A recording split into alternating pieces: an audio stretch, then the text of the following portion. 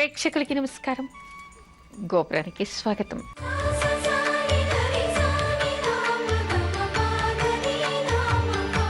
ఈరోజు గోపురంలో సాంప్రదాయాలు చెప్పుకునే ముందుగా అర్చనలో మన ఇష్టదైవాన్ని స్మరించుకుందాం.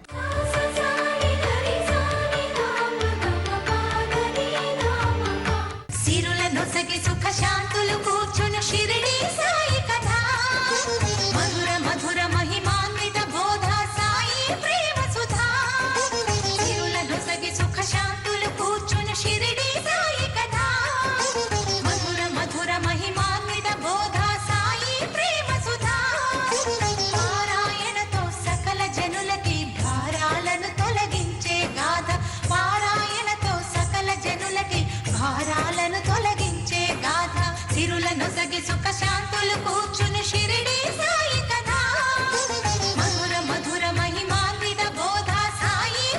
సుధా.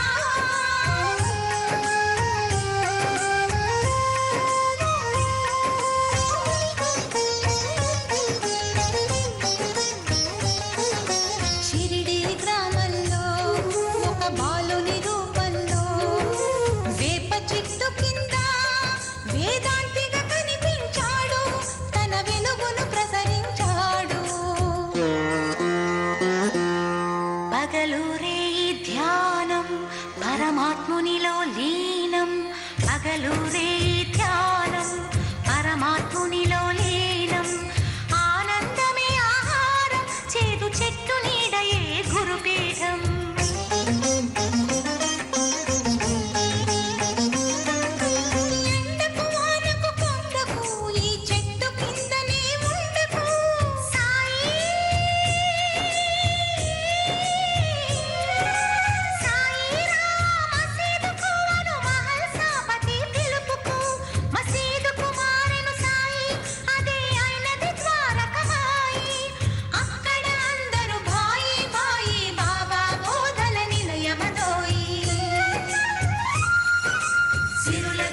సుఖ శాంతులు కూర్చుని షిరిడి సాయి కథ మధుర మధుర మహిమాన్విత బోధ సాయి ప్రేమ సుధా. ఖురాను బైబిల్ గీత ఒకటని, కుల మత భేదం వద్దనే. గాలి వాననొక క్షణమున ఆపే, ఉడికే అన్నము చేతితో కలిపే. రాతి గుండెలను గుడులను చేసే నీటి దీపములు వెలిగించే.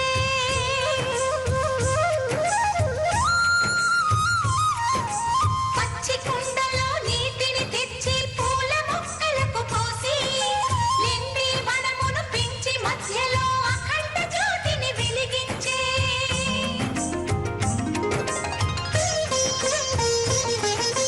కప్పకు పాముకు స్నేహం కలిపే, పల్లి భాషకు అర్థం తెలిపే.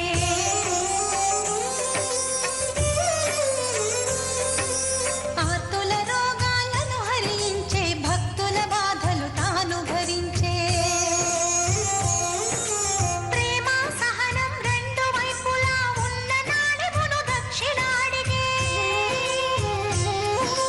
మరణం జీవికి మార్పుని తెలిపే, మరణించి తను మరలా బ్రతికే.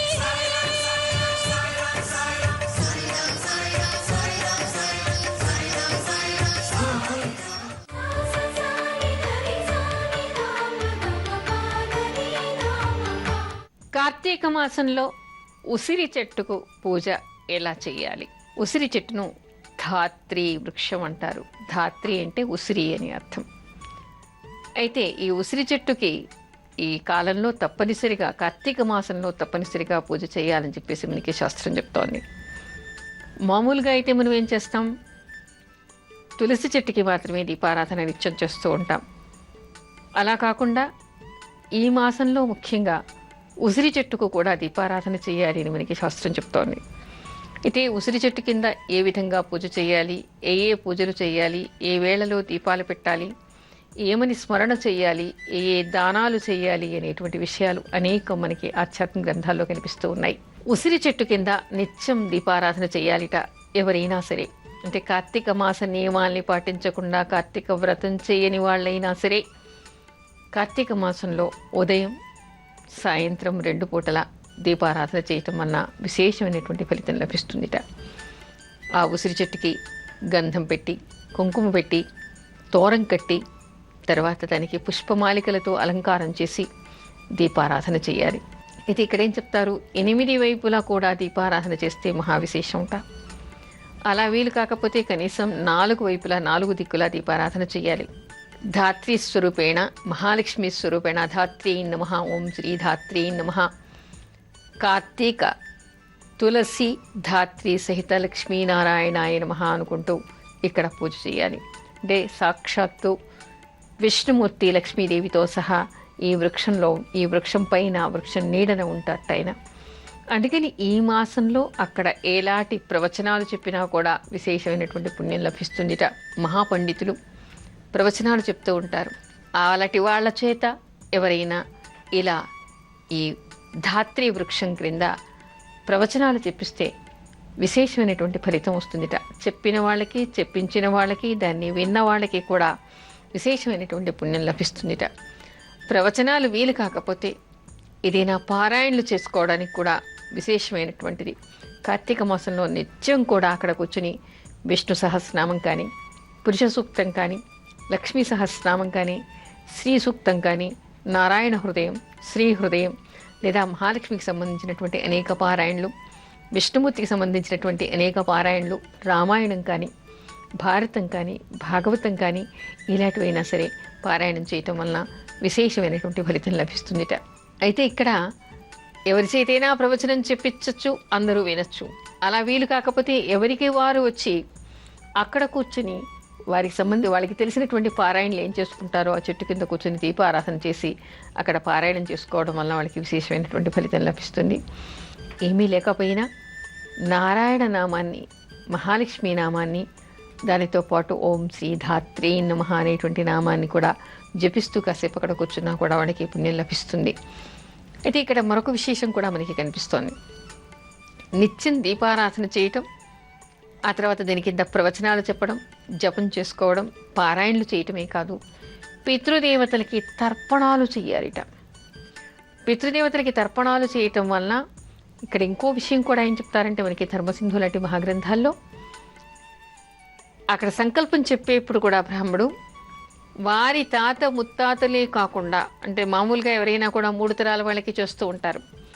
అలా కాకుండా అనాది నుంచి, సృష్టి ఆరంభం నుంచి, వాళ్ళ వంశంలో మొట్టమొదటి నుంచి ఎప్పటి నుంచి ప్రారంభమైందో అప్పటి నుంచి అన్ని తరాల వాళ్ళకి, ఆ తర్వాత వాళ్ళ సగోత్రీకులైనటువంటి వాళ్ళల్లో ఎవరైనా వాళ్ళ గోత్రం కల వాళ్ళకి ఎవరికైనా పిల్లలు లేకుండా ఉండి ఉంటే వాళ్ళకి, ఎవరికైనా కర్మ జరగకుండా పోయి ఉంటే వాళ్ళకి, అకాల మరణం చెందిన వాళ్ళకి, ఆ తర్వాత ప్రమాదాల్లో మరణం చెందిన వాళ్ళకి అందరికీ కూడా పుణ్యలోక ప్రాప్తి కావాలి అనేటువంటి సంకల్పం చేసి అక్కడ తర్పణాలు వదలాలిట.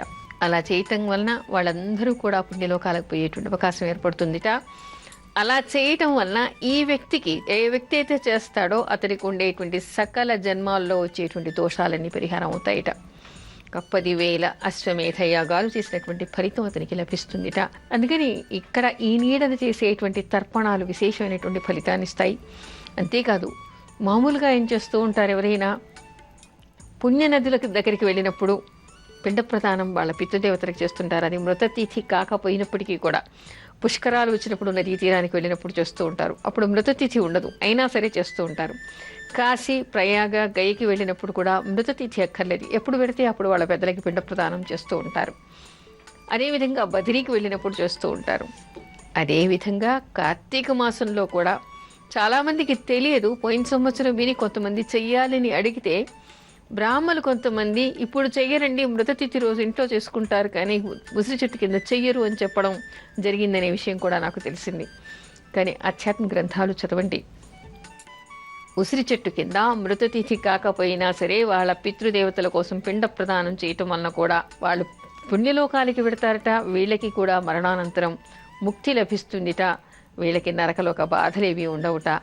ఆ పితృదేవతల అనుగ్రహానికి వీళ్ళు పాత్రులవుతారట. విష్ణుమూర్తి అనుగ్రహానికి పాత్రులవుతారట. ఎవరు అక్కడ తర్పణాల్ని వదిలి ప్రదక్షిణలు చేస్తారో, ఉసిరి చెట్టు చుట్టూ ప్రదక్షిణలు చేస్తారో వాళ్ళు మన దేశంలో ఉండేటువంటి అనేక పుణ్య నదుల్లో స్నానం చేసి ఆ పుణ్యక్షేత్రాలను దర్శించినటువంటి ఫలితం వాళ్ళకి వస్తుందిట. ఎందుకంటే ఈ కార్తీక మాసంలో లక్ష్మీనారాయణులు అక్కడ ఉంటారు కాబట్టి సకల దేవతలు సకల తీర్థాలు కూడా అక్కడ ఉంటాయిట. అంటే ఏమిటి, ఒక్క ఉసిరి చెట్టుకు మీరు ప్రదక్షిణం చేస్తే 3,000,000 దేవతలకి అక్కడ ప్రదక్షిణం చేసినటువంటి పుణ్యం, మహానదులన్నిట్లలో కూడా స్నానం చేసినటువంటి ఫలితం మీకు లభిస్తుంది అనేటువంటి విషయం ఇక్కడ మనకి కనిపిస్తోంది. అందుకని ఉసిరి చెట్టు కింద దీపారాధన చేయటం, ఉసిరి చెట్టు కింద అన్నదానం చేయటం, ఉసిరి చెట్టు కింద పారాయణ చేసుకోవడం, ఉసిరి చెట్టు కింద జపం చేసుకోవడం, ఉసిరి చెట్టు కింద ప్రవచనాలు చెప్పించడం, ఉసిరి చెట్టు కింద పిండ ప్రదానం చేయటం, ఉసిరి చెట్టు కింద తర్పణాలు వదలటం అత్యంత విశిష్టమైనటువంటిగా కనిపిస్తూ ఉన్నాయి. అయితే ఇక్కడ ఇంకొక విషయాన్ని కూడా తెలుసుకోవాలి. ఎవరు కూడా కార్తీక మాసం అయిపోయే వరకు ఉసిరికాయల్ని కొయ్యకూడదు, ఉసిరి ఆకుల్ని పత్రిని కోస్తే వాళ్ళకి నరక ప్రాప్తి కలుగుతుంది అనేటువంటి విషయం కూడా మనకి ఆధ్యాత్మిక గ్రంథాల్లో కనిపిస్తోంది. ఎందుకు అంటే అక్కడ సకల దేవతలు దాన్ని ఆశ్రయించి ఉంటారు కాబట్టి ఆ చెట్టును ఆ కాలంలో ఆ కొమ్మలు విరవటం కానీ ఆ కాయల్ని కొయ్యటం కానీ చేయకూడదు.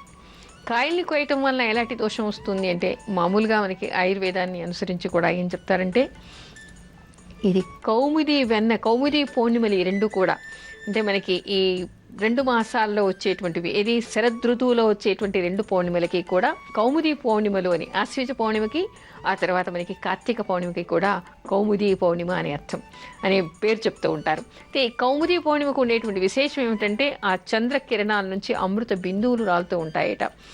ఆ చంద్ర కిరణాలు ఈ 2 నెలలు కూడా ఆ చెట్ల ఆకుల మీద ఆ కాయల మీద పడి అవి అమృతత్వం సంతరించుకుని పరిపుష్టం అవుతాయి. అలా అయిన తర్వాత మాత్రమే వాటిని తినాలి. ఇంకొకటి ఏమిటి, సకల దేవతలు ఆ చెట్టును ఆశ్రయించి ఉంటారు. ఆధ్యాత్మికంగా చెప్పుకోవాలంటే, వైద్యపరంగా చెప్పుకోవాలంటే అమృత కిరణాలు దాని మీద పడతాయి. ఈ 2 కారణాలతో కూడా ఎవరూ కూడా కార్తీక మాసంలో ఉసిరి కొమ్మల్ని కొయ్యటం కానీ, ఆకుల్ని కొయ్యటం కానీ, దాన్ని నరకటం కానీ, చెట్లు ఎక్కడం కానీ, దాని కొమ్మల్ని విరిచేయటం కానీ, ఆ పళ్ళని కొయ్యటం కానీ చేయకూడదుట. కానీ కార్తీక మాసంలో మాత్రం తప్పనిసరిగా ఉసిరికాయ మీద దీపం పెట్టడం. మరి ఎలా పెడతారంటే, వాటంతా విరాళనమైనా ఉండాలి, లేదా పోయిన సంవత్సరం కొనుక్కున్నవైనా ఉండాలి. ఉసిరి పొడిని ఒంటికి రాసుకుని స్నానం చేయటం, తలకి పెట్టుకొని తల మీద పెట్టుకుని స్నానం చేయటం, ఉసిరి దాని మీద దీపం, ఉసిరికాయ మీద దీపం పెట్టి దానం చేయటం, ఇలాంటివన్నీ కూడా విశేషమైనటువంటి ఫలితాన్ని ఇస్తాయిట. అందుకని ఉసిరి చెట్టు కింద దీపారాధన చేయడం చాలా విశిష్టమైనటువంటి విషయం అనేటువంటి తెలుసుకోవాలి. అయితే ఒక విషయాన్ని గమనించాలి, చాలామంది పుణ్యం వస్తుంది కదా అని మాత్రమే, తమ స్వలాభాన్ని మాత్రమే ఆశిస్తున్నారు తప్ప అక్కడ జరిగేటువంటి నష్టాన్ని మాత్రం ఎవరూ ఆలోచించటం లేదు. ఒక దేవాలయంలో ఒక ఉసిరి చెట్టు ఉందంటే ఆ వీధిలో అందరూ కూడా అక్కడికి వెళ్ళి దాని దగ్గరనే 1,00,000 ఒత్తులు పెట్టడం, కొంతమంది ఎక్కువ ఒత్తులు పెట్టడం, కొంతమంది తక్కువ పెట్టడం, చెట్టు మొదట్లోనే చెట్టుకు ఆనుకుని పెడుతూ ఉంటారు. ఇన్ని దీపాలు, ఇంతమంది, ఇంత వేడి తగిలేసరికి ఆ చెట్టు మాడిపోయేటువంటి అవకాశం ఉంటుంది. అందుకని పూర్తిగా చెట్టు కొమ్మకి వేడి తాకేలాగా కాకుండా కొంచెం దూరంగా చెట్టు నీడలో పెట్టండి, కానీ చెట్టుకు వేడి తాకకుండా మీరు పెట్టేటువంటి దీపాల వల్ల ఆ చెట్టుకి హాని జరగని విధంగా దీపారాధన చేయాలనే విషయం కూడా జనాలు గమనించాలి. నేను పుణ్యం అనగానే మనం అన్నీ చేసేస్తాం, ఎందుకంటే మనకి లాభం రావాలి, మనకి ప్రయోజనం ఉండాలని. ప్రయోజనం కోసం చేయటం వల్ల దోషం లేదు, కానీ మనం ప్రయోజనం పొందడం కోసం దేని నుంచి ప్రయోజనాన్ని పొందుతున్నామో దాన్ని నాశనం చేసే విధంగా మాత్రం మనం ప్రవర్తించకూడదు. అందుకని ఆ చెట్టు ఎండిపోకుండా, ఆ చెట్టు మాడిపోకుండా, ఈ వేడి తగిలి ఆ చెట్టు పూర్తిగా చచ్చిపోకుండా తగిన జాగ్రత్తలు తీసుకోవాలి. ఆ విధంగా ఎవరైనా సరే నిత్యం ఈ ఉసిరి చెట్టుకు దీపారాధన చేయటం, ఉసిరి చెట్టుకు ప్రదక్షిణలు చేయడం, మీకు ఉండేటువంటి విష్ణు మంత్ర జపాన్ని కానీ, లేదా అంటే విష్ణుమూర్తికి సంబంధించినటువంటివి అనేక మంత్ర జపాలు ఉన్నాయి, అవి కానీ, మహాలక్ష్మికి సంబంధించినటువంటి మంత్ర జపాలు కానీ, ఈశ్వరుడికి సంబంధించినవి, అమ్మవారికి సంబంధించినవి ఏవైనా సరే పారాయణలు కానీ జపం కానీ అక్కడ కూర్చొని చేసుకోవచ్చు. ఎవరికైనా అన్నదానం చేయడానికి కూడా విశేషమైనటువంటి ఫలితాన్ని ఇస్తుందిట. అందుకని ఉసిరి చెట్టుకు పూజ అనేటువంటిది చాలా విశిష్టమైనటువంటిది అనేటువంటి విషయాన్ని తెలుసుకోవాలి. కార్తీక మాసంలో వనభోజనాలు ఎందుకు చేస్తారు? కార్తీక మాసం వచ్చిందంటే చాలామంది వనభోజనాలకి వెళుతూ ఉంటారు. మనకి శాస్త్రంలో కూడా వనభోజనాలు చేయాలి అని చెప్పి కనిపిస్తోంది. అంటే వనభోజనం ఏ విధంగా చేయాలి, వనభోజనం చేయటానికి ఉండేటువంటి పద్ధతి ఏమిటి, అది చేయటం వల్ల ఎలాంటి ఫలితాలు వస్తాయి, ఏ సమయంలో చేయాలి అనేటువంటి విషయాల్ని కూడా ఆధునికులు తెలుసుకోవాలి. వనభోజనం చేసేప్పుడు, వనం అంటే ఒక తోట, చెట్ల సముదాయం ఉండేటువంటి ప్రదేశం, అక్కడ తప్పనిసరిగా ఉసిరి చెట్టు ఉండాలి, తులసి చెట్టు ఉండాలి. అలాంటి చెట్టు ఉంటేనే కార్తీక మాసంలో అక్కడ వనభోజనం చేయటం వలన ఫలితం లభిస్తుంది తప్ప మిగతా విధంగా చేస్తే మాత్రం కాదు. వనభోజనం చేసేప్పుడు మనం ఆచరించవలసినటువంటి నియమాలు ఏమిటి? అక్కడికి వెళ్ళిన తర్వాత ఇంతకుముందు కూడా మనం చెప్పుకున్నాం, ఉసిరి చెట్టుకు పూజ చెయ్యాలి అని. వనభోజనానికి వెళ్తున్నప్పుడు ఒక సముదాయంగా ఒక సామూహికంగా కొంతమంది కలిసి వెళ్తారు. అలా వెళ్ళినప్పుడు శాస్త్రోక్తంగా ఒక పురోహితుడి చేత, ఒక బ్రాహ్మడి చేత ఆ ఉసిరి చెట్టుకు పూజ చేసేటువంటి విధానాన్ని చెప్పించుకొని ఆ ఉసిరి చెట్టు కింద దీపారాధన చేసి ఉసిరి చెట్టుకి పూజ చేయండి. దీపమాలికలతో దాన్ని అలంకరించండి. ఆ చుట్టుపక్కల ముగ్గులు పెట్టండి, దీపారాధన చేయండి, ఉసిరి చెట్టుకు పూజ చేయండి. దాని మొదట్లో లక్ష్మీనారాయణులు శివపార్వతుల ప్రతిమల్ని పెట్టి అక్కడ అభిషేకాలు, అర్చనలు, పూజలు చేయండి. మహావిశేషమైనటువంటి ఫలితం లభిస్తుందిట. బ్రాహ్మణ ముఖంగా చెప్పించుకుని లేదా మీకు చేయటం చేతనైతే ఆ విధంగా చేయండి. పురుష సూక్తము, స్త్రీ సూక్తంతో అక్కడ లక్ష్మీనారాయణని అర్చించండి. రుద్రాభిషేకం శివుడికి చేయండి. అలా చేయటం వల్ల విశేషమైనటువంటి ఫలితం లభిస్తుంది. దీపారాధన చేయండి. లేదా అక్కడికి వెడతారు కాబట్టి అక్కడ ఎవరైనా ఒక మహాపండితుడిని పిలిచి ఏదైనా ఒక ప్రవచనం చెప్పించుకొని వినండి. విశేషమైనటువంటి ఫలితం లభిస్తుంది. అలా చేస్తూ ఆ తోటలోనే వండుకొని అక్కడే భోజనం చేయాలి. ఆ తోటలో వండినటువంటి పదార్థాల్ని ఆ ఉసిరి చెట్టు కింద ఉండేటువంటి అక్కడ స్థాపించినటువంటి దేవతలకి ఉసిరి చెట్టుకు నివేదన చేసి ఆ తర్వాత దాన్ని అందరూ ప్రసాదంగా భుజిస్తే అది వనభోజనం అవుతుంది. అయితే ఇప్పుడు చేస్తున్నటువంటి పద్ధతులు ఎలా ఉన్నాయి? ఎవరైనా వనభోజనం అనగానే వాళ్ళకి నచ్చినటువంటి పదార్థాలన్నీ కూడా వండి, కార్తీక మాసంలో వర్జితమైనటువంటి పదార్థాలు, తినకూడని మధ్యమాంసాలు కూడా తీసుకెళ్ళి అక్కడికి పేకాటలాడి, అంత్యాక్షరి ఆడి, ఎగిరి దూకి చేయకూడనివన్నీ చేసి కేవలం ఫోటోలకి పోజులు ఇవ్వడం కోసం, చెట్ల దగ్గర తిరగడం కోసం మాత్రమే వనభోజనాలు కొనసాగుతూ ఉన్నాయి. కానీ ఆ విధంగా కాకుండా వనభోజనం అంటే తప్పనిసరిగా ఆ వనంలో ఒక ఉసిరి వృక్షం ఉండాలి. ఆ ఉసిరి వృక్షం కింద పూజ చేయాలి. అక్కడ వంట చేసి దానికి నివేదన చేసి దాన్ని అందరూ ప్రసాదంగా స్వీకరించాలి. అక్కడ విష్ణునామ సంకీర్తనం కానీ, విష్ణు సహస్రనామం కానీ, ఏదైనా ఒక ప్రవచనాలు కానీ సత్కాలక్షేపం చెయ్యాలి అని మనకి శాస్త్రం చెప్తోంది. అయితే ఇది చేయటం వల్ల, అలా చేయటం వల్ల ఎలాంటి ప్రయోజనాలు ఉంటాయి? ఇప్పుడు ఆధునికులు అనుసరిస్తున్నటువంటి పద్ధతుల వలన కలిగేటువంటి నష్టాలు ఏమిటో కూడా తెలుసుకోవాలి.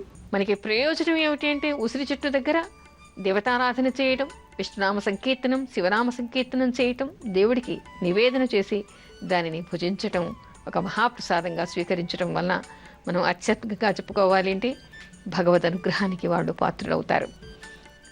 మరొకటి ఏమిటి అంటే మనకు వైద్యపరంగా చూస్తే పచ్చని చెట్ల మధ్యలో కూర్చొని ఆ గాలిని పీలుస్తూ పచ్చదనాన్ని చూస్తూ అక్కడ భోజనం చేయటం వలన మనస్సు ప్రశాంతపడుతుంది. కళ్ళకి ఉండేటువంటి రోగాలు పోతాయి. ఆ తర్వాత గాలిని, ఆ చెట్ల గాలిని, ఆ వాసనని పీల్చటం వలన అనేక రుగ్మతలు పోయేటువంటి అవకాశం ఏర్పడుతుంది.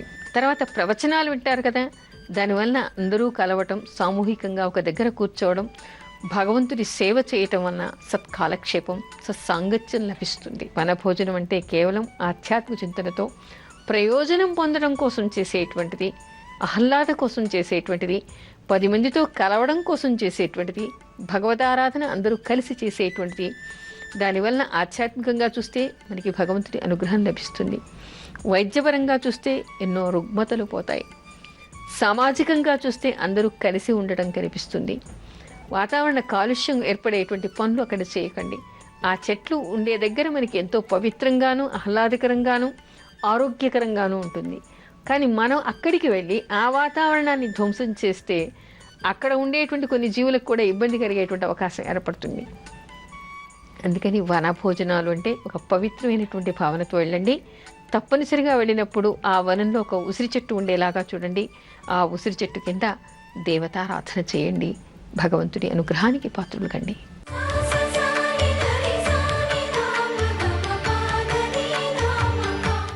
ఇవాల్టి మంత్రం తులసి ధాత్రీ సహిత లక్ష్మీనారాయణాయ కార్తీక దామోదరాయ నమః. మరొకసారి చెప్తాను. తులసి ధాత్రీ సహిత లక్ష్మీనారాయణాయ కార్తీక దామోదరాయ నమః. మీరు వనభోజనాలకు వెళ్ళినప్పుడు, లేదా తులసికి దీపం పెట్టినప్పుడు, లేదా ఉసిరి చెట్టు కింద దీపం పెట్టినప్పుడు ఈ మంత్రం చదువుకొని నమస్కారం చేయాలి. ఈ నెల రోజులు కూడా లక్ష్మీనారాయణులు తులసి చెట్టును ఆశ్రయించి ధాత్రీ వృక్షాన్ని ఆశ్రయించి ఉంటారుట. అందుకని తులసి ముందట్లో దీపం పెట్టినప్పుడు కూడా తులసి ధాత్రీ సహిత లక్ష్మీనారాయణాయ కార్తీక దామోదరాయ అనేటువంటి నామాన్ని జపిస్తూ అక్కడ లక్ష్మీనారాయణలను స్మరిస్తూ దీపారాధన చేయాలి. అదేవిధంగా ఉసిరి చెట్టు కింద కూడా దీపం పెట్టినప్పుడు ఈ మంత్రం చదువుకొని లక్ష్మీనారాయణలు అక్కడ స్మరణ చేసుకొని దీపారాధన చేయాలి. గోపురంపై మీ అమూల్యమైన సలహాలు మాకు తెలపండి. మా చిరునామా Gopuram, care of Zee Telugu, post box number 102, Khairatabad, Hyderabad 5,04,000.